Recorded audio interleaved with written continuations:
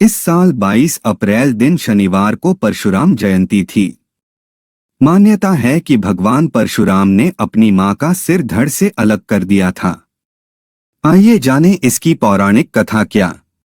तब वैशाख मास के शुक्ल पक्ष की तृतीया तिथि थी। हिंदू धर्म के अनुसार इस तिथि को भगवान विष्णु का 6वां अवतार परशुराम के रूप में हुआ था। इसलिए इस तिथि को परशुराम जयंती मनाई जाती है।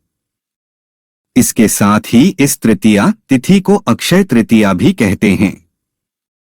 भगवान परशुराम माता रेणुका और श्री जमदग्नि की चौथी संतान थे।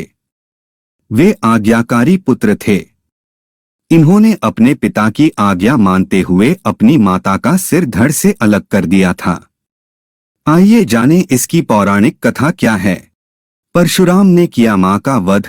हिंदू धर्म के अनुसार एक बार परशुराम की मां रेणुका सरोवर में स्नान के लिए गई थी।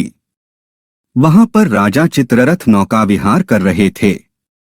उन्हें देखकर ऋषि पत्नी के मन में विकार आ गया और वह उसी मनोदशा के साथ आश्रम लौट आई। ऋषि जमदग्नि ने आश्रम में जब पत्नी की यह विकारग्रस्त दशा देखी तो उन्हें अपनी दिव्यदृष्टि से सब कुछ पता कर लिया। इस वजह से ऋषि बहुत क्रोधित हुए और अपने पुत्रों से रेणुका का सिर धड़ से अलग करने के लिए कहा, परंतु तीनों पुत्रों ने मां की ममता के चलते ऐसा नहीं किया।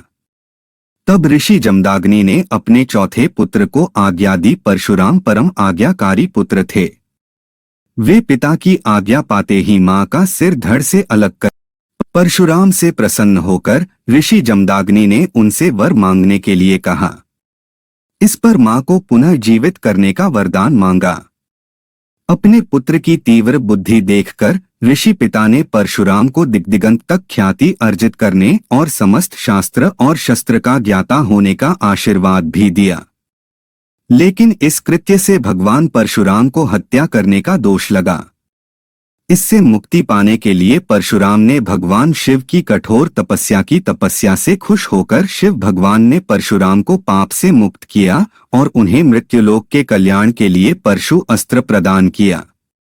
इसलिए वह बाद में परशुराम कहलाए।